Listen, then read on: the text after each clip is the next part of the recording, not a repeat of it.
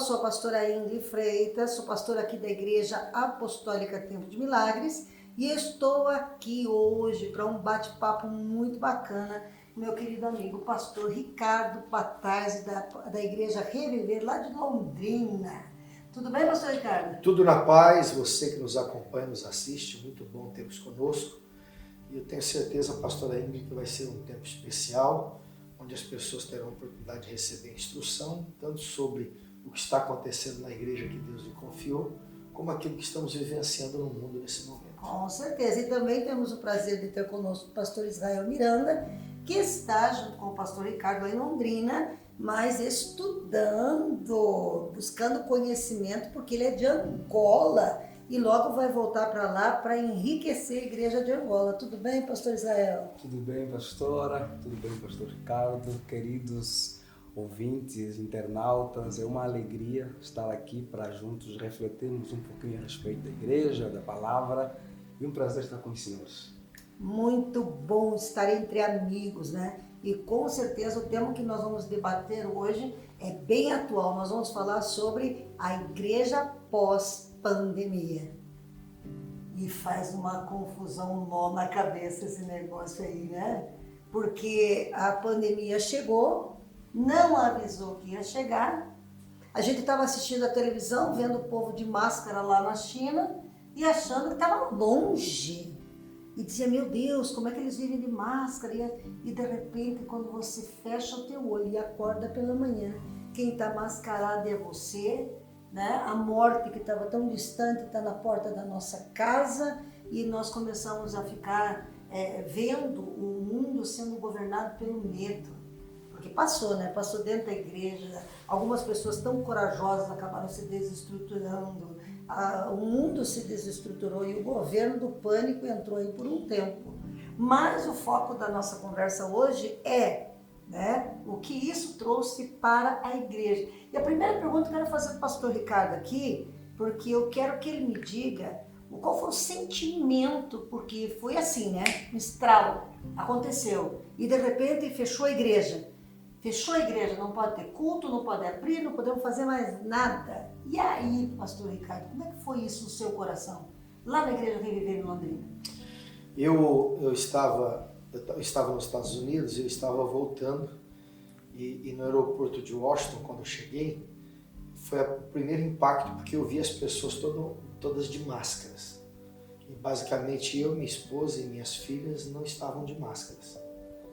E aí a gente nunca tinha visto aquilo, andado num ambiente onde todo mundo praticamente estava de máscaras.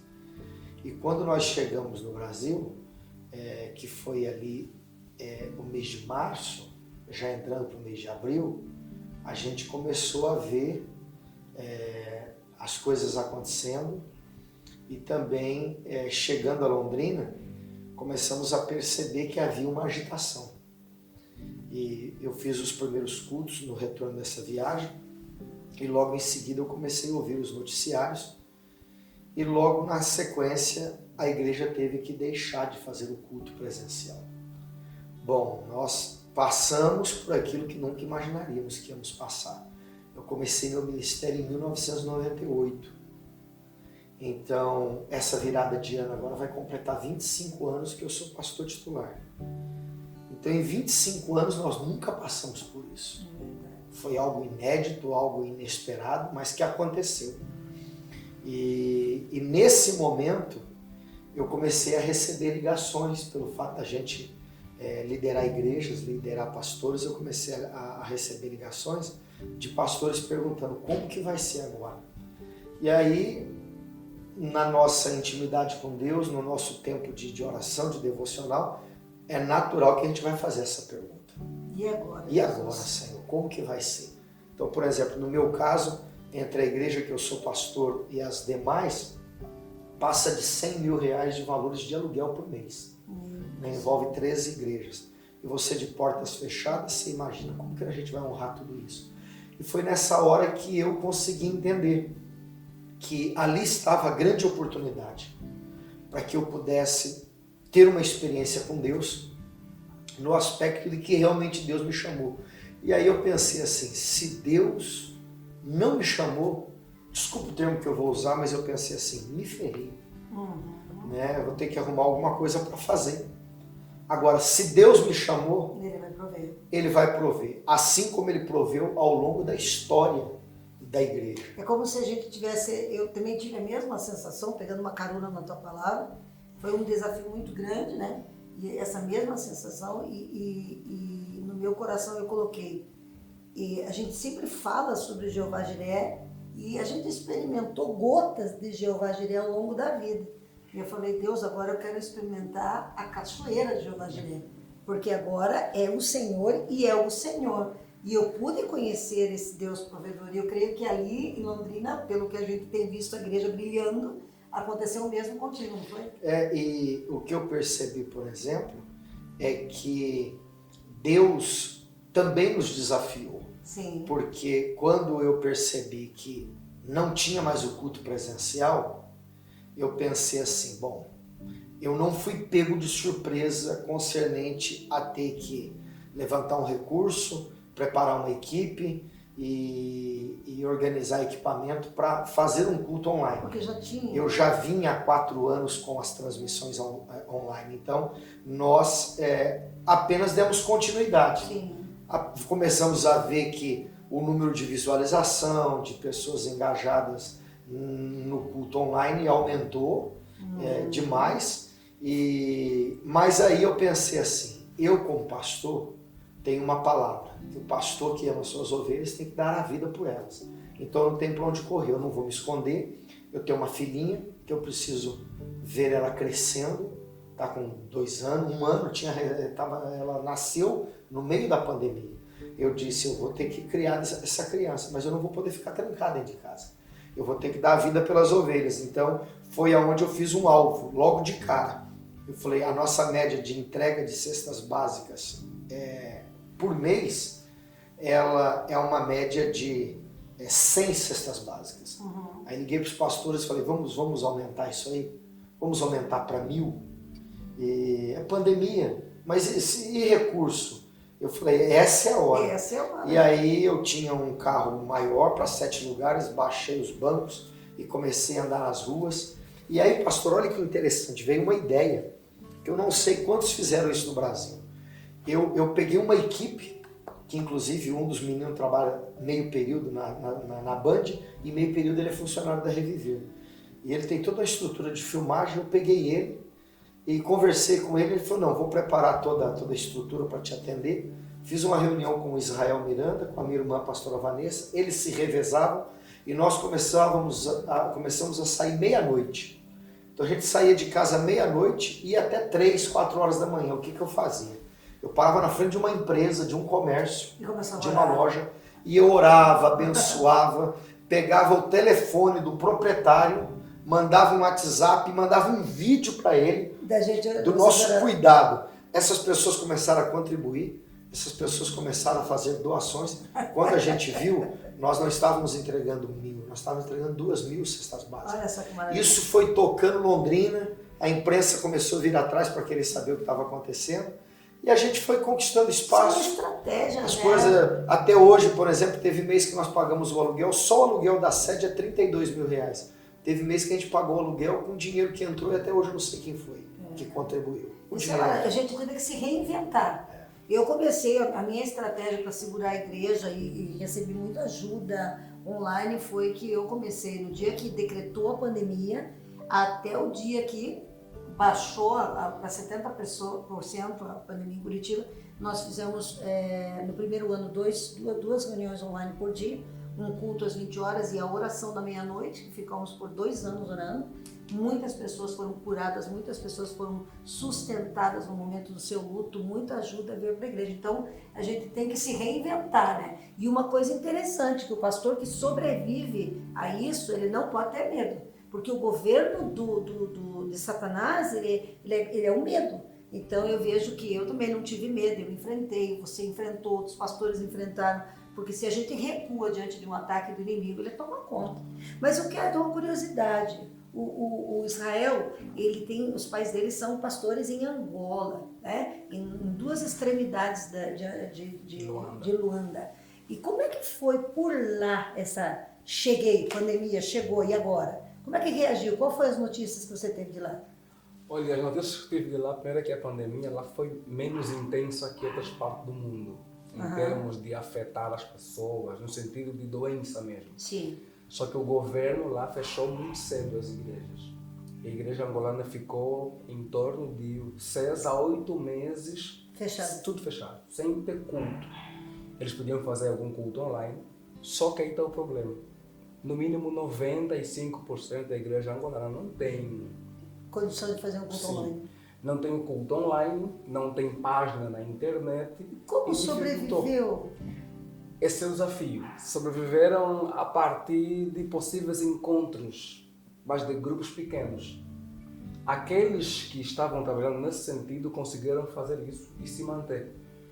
Outros, de forma geral, foi através de mensagem no telefone, mandar uma mensagem escrita, não pelo WhatsApp, porque a mulher não tem WhatsApp. Mas a mensagem mesmo do telefone normal, sim. Mas esse contato de igreja acabou não tendo. As igrejas ficaram fechadas por um bom tempo. Alguns tiveram que se reinventar em criar página na internet, em passar a fazer algum encontro online. Só que isso era apenas para um grupo pequeno que conseguia acompanhar. E da maioria não conseguia. Então a igreja sobreviveu como? Pela graça de Deus. Só a graça. Sim, porque... Foi um desafio muito maior até. Mas, pastora, quando eu estive lá na Angola pregando, eu entrei numa rua e tinha uma igreja fechada ao lado de uma outra. Estava tendo culto numa igreja e outra estava fechada. E eu perguntei assim para o pastor, e essa igreja que está fechada? Ele disse assim, o pastor dessa igreja foi para os Estados Unidos. E ele foi buscar recursos para um projeto social aqui e para fazer uma reforma na igreja. Eu falei, e o povo? O povo ele deixou o pastor ao lado. Eu disse assim, mas como assim? Não, o pastor ao lado está cuidando do povo. Quando ele voltar, o povo volta ali congregar com ele. Eu falei, no Brasil, se deixar com o pastor do lado, quando voltar não tem mais nada. Então é uma questão cultural, é um outro país, é um outro povo e é interessante. Agora, tudo vai se resumir aqui na palavra graça. É só a graça. Deus cuida, Deus é bom o tempo todo. E eu deixo aí uma palavra, que nós temos que estar sempre ligados à graça e ao Espírito Santo, porque haverão circunstâncias como essa que virão, né, e que nós teremos que nos reinventar novamente. E é só o Espírito Santo. Mas me diz uma coisa, Zé, eu quero perguntar para você. Dentre o que nós vimos acontecer, as tragédias, as catástrofes, as mortes, a igreja e tudo isso, qual foi uma das maiores carências que foram reveladas aí, na sua opinião, com relação à pandemia? Olha, tem várias, né? Mas uma delas que eu considero assim como a evidência é o quanto o cuidado com a educação cristã no lar, no nosso contexto de igreja mundial, está muito fragilizado. O quanto muitos pais não conseguem cuidar da questão da educação cristã para os seus filhos, para a sua esposa, digamos. Ele, como sacerdote do lar, ter o cuidado de ter um tempo com a família em termos de instruir biblicamente, orientar o filho biblicamente. Isso foi um dos grandes problemas que eu percebi, ou então que a pandemia expôs. Por quê? Porque muitos pais pegam a criança e levam para a igreja que se vira com a escola, a escolinha, com o culto infantil. E também muitos pais têm contato com a Bíblia onde? Na igreja. Vamos para a igreja. Com Deus em casa. Isso, aí ele pega a Bíblia e leva para a igreja. Agora, em casa, quando se percebeu que não podiam mais ir para o templo para cultuar, vem um desespero. Por quê? Porque o pai não sabe ler um texto bíblico e explicar para a família. Primeiro, porque não é um hábito. Segundo, porque ele não tem contato de fato com a escritura. E terceiro, porque ele terceirizou uma função que não era para ser terceirizada, para a igreja. Portanto, a função dele foi negligenciada e a gente percebeu uma certa lacuna. Se não tivéssemos culto online para poder acompanhar, eu não sei o que seria das famílias. E olha lá que mesmo tendo, a gente vai, por causa desse problema, ir para um outro ponto. Qual? Muitas famílias acabaram se divorciando. Sim. Acabou com a família. Não sabiam conviver mais juntos. Sim, porque porque a gente está correndo para o trabalho, para lá, e o contato com a família acabou se perdendo. Então eu acho que esses são dois pontos. Um é não ter o cuidado com a educação cristã, que automaticamente reverbera na questão da desunião na família, os E uma divórcios. das grandes dificuldades que nós tivemos foi para cuidar das crianças. Porque o adulto ainda tudo bem, ele estava aguentando a internet, mas a criança não estava aguentando a internet, porque tinha que ficar horas na frente da internet tendo aula online. Então, se E falava... nós, pastor, e nós também estávamos naquela questão da transmissão ao vivo. E é diferente fazermos uma transmissão ao vivo, onde o culto é feito de forma presencial, é transmitido e quem está em casa assiste. Agora, outra coisa é você fazer um culto online, aonde você tem uma linguagem, você fala com quem está em casa. Então, nós fomos percebendo depois que não bastava ter um culto como uma transmissão ao vivo, como fazer.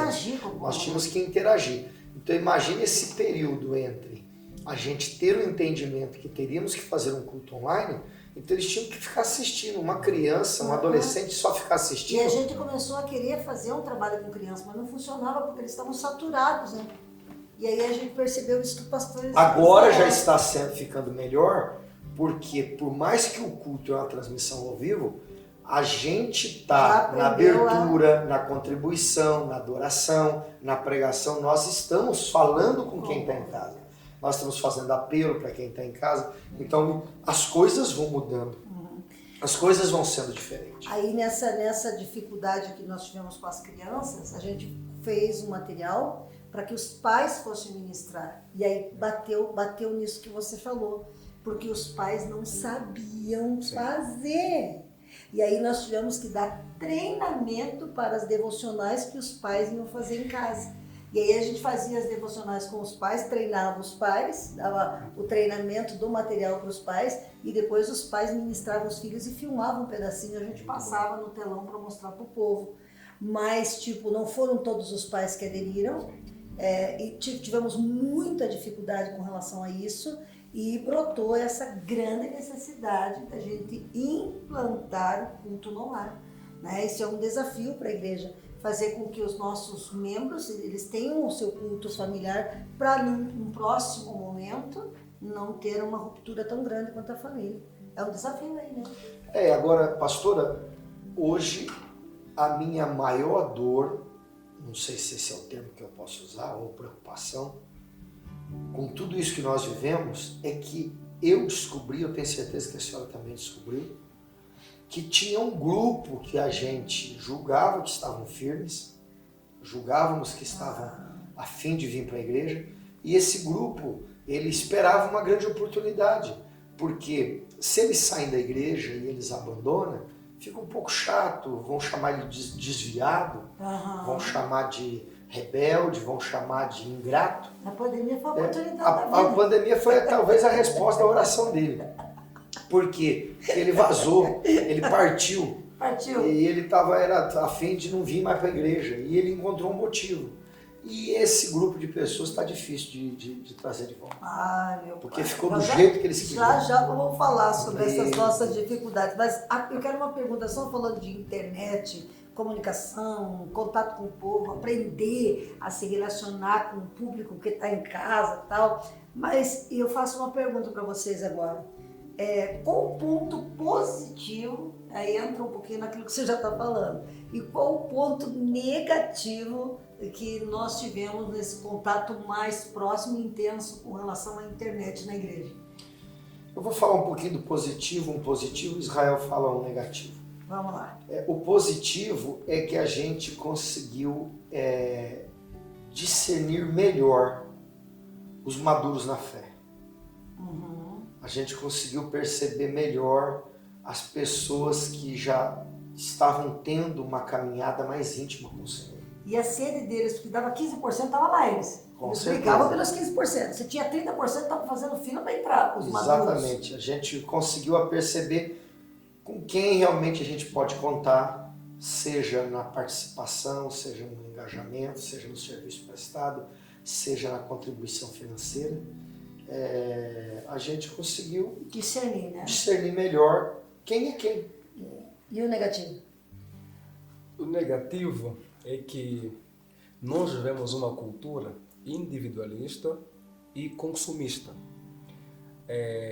A gente alcançou muita gente via internet, mas o culto, a ideia do culto online, também reforçou muito a ideia de quê? De consumismo e individualismo. Por quê? Porque as pessoas poderiam, às vezes, ele vai ouvir o que ele quer. Às vezes nem ouvir o culto pastor dele. Tem o fulano ali, eu vou ouvir o fulano. Então ele vai consumir aquilo. E igreja é comunhão, é comunidade, é viver, é família. Não é apenas eu, não. É aqui. Não. É essa união, estamos entrelaçados. E o online não permite muito isso. E as pessoas dispersam muito Sim, no online. Vão sim. tomar café, vão brincar com a criança. Eu vi teve pessoas que me disseram assim, pastor, eu entrava lá na transmissão da minha igreja e eu até deixava uma mensagem. Deus abençoe, pastor, tô junto, tô no filme aqui. Só que na sequência eu já saía, porque o culto é muito ruim. A liturgia, a transmissão. Aí eu ia para um outro culto muito top, com louvor, com tudo. Então, a igreja sofreu bastante concernente a isso. E, pastor, permitam, como estava dizendo, o que acontece? E isso fez o que também? Com que muitas pessoas se acomodassem. Quando a gente pensa no desafio de... Porque viver em comunhão é um desafio. Sim. Nós temos nossas visões de mundo, Sim. nós temos nossa realidade diferente. E a igreja, ser igreja, é viver em comunhão. E o culto online reforça pouco isso. Portanto, tá bom aqui. Estou aqui, ninguém vai me confrontar, ninguém vai me ver alguma coisa. Eu estou aqui por trás da câmera, tudo escondido. Ninguém sabe como é que eu estou vivendo. É possível que eu faça o que eu quiser. Mas estou comentando aqui. Não, é igreja online. Não, mas igreja tem o quê? Tem alguém que te chama a atenção, tem alguém que te orienta, tem alguém que te repreende. E online isso não acontece. Você não e ali, vê o olho da pessoa. O desigrejado vai querer falar que está vendo como a gente não precisa de ir para a igreja, de estar no templo, Não, precisa sim. A gente precisa usar a internet, tecnologia, porque alcançamos muitas pessoas, porque podemos falar para quem às vezes não conseguiu ouvir naquele momento, para quem está num hospital, mas a gente precisa entender que igreja... perdido, para aquele que não conhece, é uma ferramenta de evangelismo feroz, maravilhosa. Sim. Agora, igreja local é indispensável. Senão a gente vai acabar que nem as redes sociais mesmo, porque fazendo uma comparação, você vê a pessoa na rede social, você pensa que ela é feliz. Diz que ela é rica, diz que ela é próspera, porque ela fotografa o que ela quer. Sim. E se o camarada está escondido atrás de uma transmissão, a gente sabe dele o que ele diz ali. Mas é pessoalmente que as máscaras caem. É pessoalmente que nós somos expostos a sermos moldados e trabalhados. Então, e outra coisa, sabe o que eu digo sobre isso aí? Eu falo para a igreja, assim, uma coisa é você sentar no Bateu Grill, no Jardins Grill, não é verdade? E fazer aquele prato, aquela picanha, aquela alcatra, e você degustar e tal. Mas outra coisa é você assistir um filme dos Jardins Grills e todo mundo comendo e você olhando. Eu vejo assim, a unção está nesses dias que nós estamos, ontem com o pastor Ricardo na igreja, hoje com certeza com você. As pessoas que ficam online, elas ficam assistindo a gente, sentindo o cheiro da unção, o peso da glória, a atmosfera de um lugar o único consagrado. receba que a pessoa recebe em casa, porque no culto presencial recebe mesmo o poder do Espírito Santo. Em casa o receba é só do luva de pedreiro. Só. Sabe o que é o luva de pedreiro? Não. É um menino aí do futebol aí, ele explodiu no período agora de pandemia e ele faz uns gols lá e agora até o Neymar, o Cristiano Ronaldo estão seguindo ele. Então ele faz um gol e daí ele se ajoelha, faz o nome do Pai, do Filho e do Espírito Santo e grita para quem está assistindo, ele receba. Então é só isso, porque... A internet veio também para reforçar algo. Tem um sociólogo chamado Zygmunt Bauman. Ele diz que a nossa sociedade é uma sociedade de relações líquidas. Nos relacionamos não por comprometimento, mas por conexão.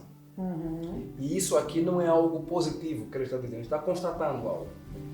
Isso é perigoso em que sentido? Conexão eu me conecto com quem concorda comigo. Ah, concordou comigo? Poxa, isso aqui está de acordo com aquilo que eu penso. É isso que eu quero. Agora, comprometimento é diferente. Comprometimento não está apenas sobre concordarmos, mesmo pensamento. Tem a ver com enraizamento, com profundidade, com relação. Igreja é muito mais do que apenas só conexão. Ah, essa aqui é a minha linha. É relação, é profundidade. É por isso que a internet... O online, Israel, é a conexão. Sim. O presencial é o comprometimento. Esse comprometimento, esse enraizar da coisa. Porque é ali na igreja local em que a gente expõe as nossas diferenças e conseguimos estar unidos na diversidade. Eu digo assim, vamos trazer um parafraseado aqui. Sim. É como se a igreja online fosse um namoro. Tudo bonitinho, tudo perfeito, né? Mas a igreja presencial é o casamento. É a realidade, é o mau humor, é a falta de caráter que tem que ser tratada, é você conhecer, é você se permitir ser moldado. Né? Então, tudo bem, a gente lança aí a igreja online, a Igreja Sem Fronteiras, nós estamos com um projeto muito grande de fazer a Igreja Sem Fronteiras, de pastorear pessoas que estão perdidas em várias partes do mundo, trazer um trabalho, mas queremos abrir igrejas em várias partes onde estão essas pessoas. O nosso projeto é trazer a unção do Espírito Santo. Mas isso é um namoro. Nós estamos propondo um namoro, um flerte, para depois se tornar um relacionamento sério, convívio ali todo tempo, todo dia. Então, se tem alguém aí só no online, volta para casa. E pegando essa deixa aí, a pergunta que é a última pergunta aqui, o último tema que nós vamos falar é: qual é o maior desafio da igreja pós-pandemia agora, nesse momento? O primeiro é nós, como líderes, entendermos que isso foi apenas um insight. Por quê? Porque virão dias piores pela frente. E aí não tem como a gente maquiar, e esse é um problema da teologia da prosperidade. Porque quando eu penso teologia da prosperidade, eu penso assim, eu sou muito a favor a igreja ensinar o povo a contribuir, a mordomia cristã, a prosperar, a avançar. Mas aonde que está o pecado, o erro daquilo que se tornou teologia da prosperidade? É querer isentar o povo de responsabilidades e das lutas e dos embates do dia a dia. Parece assim que servir a Deus é vida boa. Parece que servir a Deus não tem renúncia, não tem cruz. É como você pregou ontem, né? Realmente as pessoas tendem a colocar Satanás como culpado de tudo. De tudo, endemoniza tudo, e aí o que acontece? A gente acaba não tendo estrutura para encarar a vida. Então o maior desafio, para mim, no ponto inicial, é a gente entender que é muito mais sério do que a gente imaginava. Os últimos dias serão difíceis. E nós estamos sendo treinados. Quando a gente fala da paz, a gente está falando do lado de dentro. Porque do lado de fora é guerra, do lado de fora é conflito. Eu cresci vendo o Japão, a China, principalmente os países asiáticos, usando máscara. A gente achava que nós nunca iríamos viver. Estamos vivendo. Estamos observando aí a guerra agora da Ucrânia. A Ucrânia sendo atacada pela Rússia. E a gente acha que no nosso tempo isso não vai acontecer no Brasil. E aí nós estamos enganados porque muita coisa pode acontecer. Então a igreja, mais do que nunca, ela tem que se preparar para a volta de Jesus e se preparar por aquilo que virá pela frente. Então o maior desafio hoje é a igreja amadurecer. É a igreja ela ter essa estrutura para não ser mais pega de surpresa, para ela não ficar, nossa, e agora? Não. Faz parte do processo. Nós temos que estar além, né? A Bíblia já diz, se te mostrares frouxo, a sua força vai ser pequena. Então eu tenho que ir para a guerra, eu tenho que ir para a batalha, e nunca foi fácil para ninguém, essa é a hora. E outra coisa, nós temos que entender que o normal de hoje já não é mais o normal do passado. Se você quiser voltar ao normal do passado, você não vai avançar para o futuro. Então, chegou a internet, não é agora todo mundo desligar as câmeras, não. Nossa tendência agora é aperfeiçoar o nosso trabalho, porque nós temos que estar prontos para qualquer circunstância. Temos que nos aperfeiçoar em grupos pequenos, porque se acontecer de cortarem a internet, porque sabemos que num caso o governo pode, de repente, fazer alguma coisa, cortar a internet, nós não temos mais o online, nós vamos ter que ter os grupos pequenos.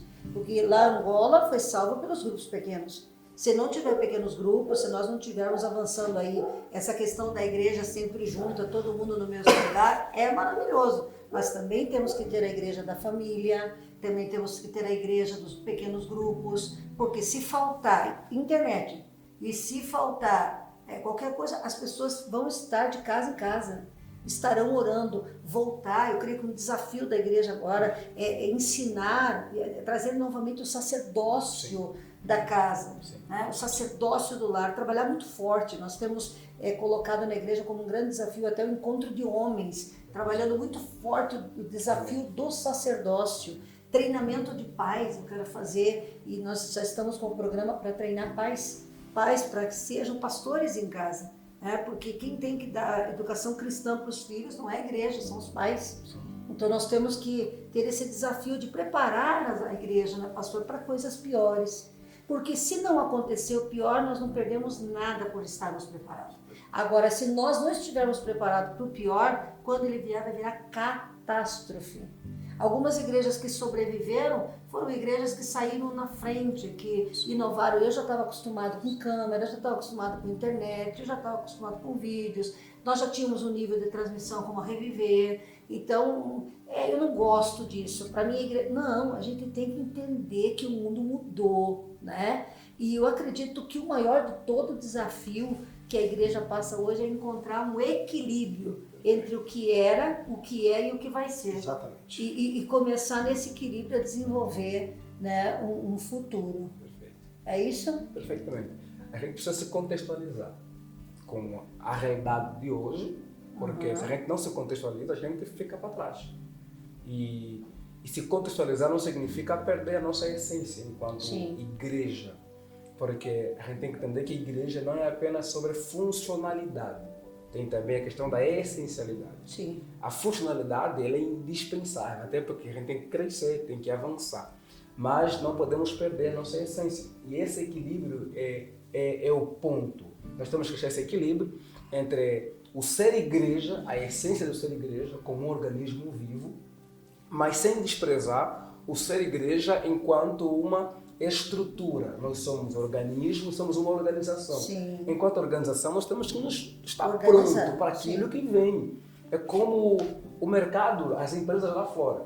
Aquelas que se organizarem para a mudança que o mundo vem sofrendo, elas vão conseguir Mas temos que sobreviver. tratar do organismo. Isso. E nós temos que tratar do organismo e também como organização. Por quê? Porque podcast, porque câmera tem a ver com a igreja enquanto organização. Sim. Por quê? Porque como organização estamos prontos para as mudanças.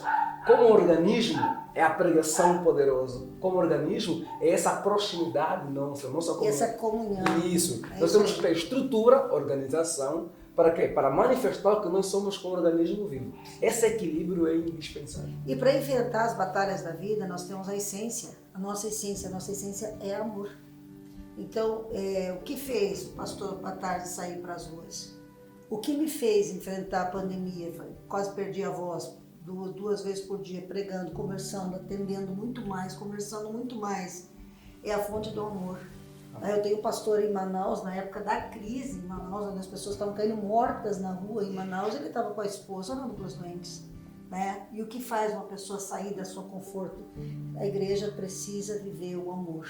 Né? A igreja precisa viver o amor, ser ativa ao amor, deixar Deus fluindo de forma sobrenatural na organização e no organismo, porque onde Deus for Deus e Ele puder agir como Deus, nós vamos crescer. Então, quero agradecer aqui ao pastor Batardi, meu amigo querido, quero agradecer aqui ao pastor Israel. Vou conhecer Angola, hein? Amém. Vou conhecer Angola. Amém. Quero ir lá conhecer, já sempre tive vontade de conhecer Angola. Já conheci o angolano, agora vou conhecer Angola. né? Que Deus abençoe. E quero aproveitar esse tempinho aqui para fazer alguns convites para você que está acompanhando o nosso podcast. Compartilhe aí, marque pessoas para que venham participar conosco desse bate-papo e convidar. Eu tenho um ministério muito ativo e muito extraordinário que mudou a minha vida. Por quê? Quando eu estava vivendo um dos piores momentos em que eu não via crescimento, em que eu não via rompimento, em que eu não via o meu idequel, a aceleração na minha vida, eu me frustrei com o evangelho, eu era dizimista, era ofertante, fazia as coisas e as coisas não andavam para mim, e eu comecei a jejuar e orar e buscar uma resposta de Deus, e Deus me deu uma revelação tão grande que ela era uma revelação que veio do céu pelo que Deus causou e fez, porque quando Deus manda algo, uma palavra rema, ela produz primeiro na tua vida para depois produzir no outro. A palavra veio e produziu na minha vida. A palavra me tirou da mesmice, me tirou da mediocridade, me fez crescer como pastora, me fez crescer em nível de influência. E hoje já levantamos muitas outras pessoas, ministérios, pastores, e eu vivo para levar isso para tudo que é parte do Brasil e do mundo. Já preguei sobre mentalidade na África, deixei um legado na África e todos os anos eu faço a Semana da Mentalidade na minha igreja. Eu trabalho 8 dias, né? E vai ser essa semana agora de 1º a 8 de maio que nós vamos estar ensinando aquilo que revolucionou a minha história. E eu quero aproveitar para convidar você para estar conosco de 1º a 8 de maio. A gente vai deixar aí tudo certinho, o endereço, para que você possa estar conosco. E também tenho a conferência em que eu trago pessoas que são expertos em mudança de mentalidade, homens de Deus que ativam, até mesmo eu trabalho muito a mudança de mentalidade, não só na questão financeira, mas quanto na identidade. Nós não somos ovelhas, somos discípulos, nós não somos servos, somos filhos, nós pertencemos não a uma religião, mas a um reino, nós temos um pai. Então, na conferência Mentalidade de Reino, que acontece uma vez por ano, e este ano vai ser de 13 a 16 de outubro, vai ser extraordinário a imersão com homens de Deus que virão de várias partes do mundo e que pode com toda certeza causar um impacto violento na tua história e no teu destino, porque o que te separa do teu destino é uma palavra, é uma revelação, porque conhecereis a verdade e a verdade vai te libertar. Qual área da tua vida que você está bem? A área em que você recebeu uma revelação e que você vive nela. Qual a área da tua vida que não flui? A área que a palavra ainda não chegou. Então, se você quer ver coisas grandes na tua vida, aproveita aí o nosso convite para agora em maio, de 1º ao 8 aqui em Curitiba, na Igreja Apostólica Tempo de Milagres, você viver de forma gratuita, é gratuito, o único preço que você vai pagar é o tempo que você vai dispor para mudar a tua mente. E para você entrar no nosso site aí na igreja e também pegar as informações sobre a nossa conferência. E baixe o aplicativo da Igreja Apostólica Tempo de Milagres e ali você vai ficar por dentro de tudo aquilo que nós estamos projetando, programando. Para quê? Para que você cresça, para que você possa viver teu potencial, para que você possa chegar no nível que Deus preparou para vocês. Ontem o pastor Israel falou uma coisa muito bacana, e hoje à noite ele vai estar pregando na igreja, amanhã, né, o pastor Ricardo vai estar comigo no domingo. Eu sei que você vai ver esse podcast em outro horário, mas quem vai assisti-lo hoje já pode se preparar para estar conosco, para poder aprender, porque às vezes a gente passa a vida toda comendo banana, pensando que é só isso que a gente tem de direito, como o rapaz lá do cruzeiro, quando Deus tem tudo pago para nós, né? Então, mentalidade de reino e todos os materiais que nós produzimos é para que você possa desfrutar de todas as maravilhas que Deus tem. Muito obrigado, pastor. Muito obrigado. Obrigado, pastor, é um prazer. E que fica aqui, para quem está nos assistindo e faz tempo que não vai à igreja, Hebreus 10, 25. Não deixei as vossas congregações como é costume de alguns. Antes permanecei nela, vede que o dia do Senhor se aproxima. As pessoas voltem. A gente sabe que Deus estar presente no ambiente não é por causa de parede, porque Deus não habita em templo feito por mãos de homens, mas Ele vem porque nós estamos lá. E nós somos a igreja, e não nós eu, somos né? A igreja. A igreja não é eu, a igreja somos nós. Somos nós. Então volte, venha, porque algo grande vai acontecer na sua vida. Obrigado, Zé. Prazer, pastor. Deus abençoe, gente. Até a próxima.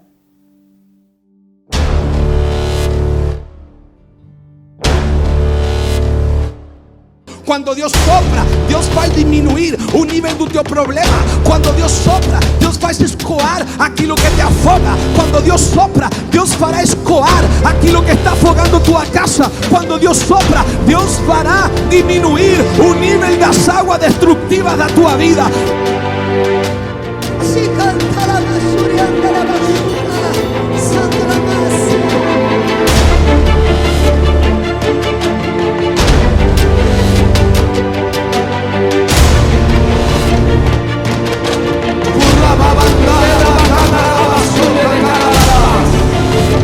Vamos, levanta, levanta. Levante a sua voz. Tira a mano.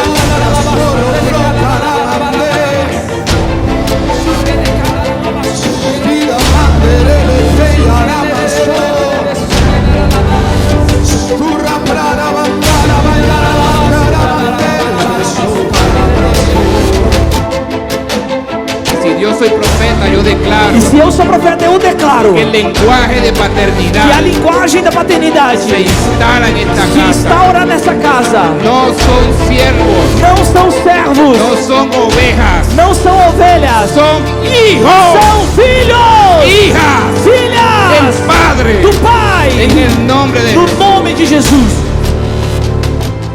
Grandes coisas estão por vir. Amém.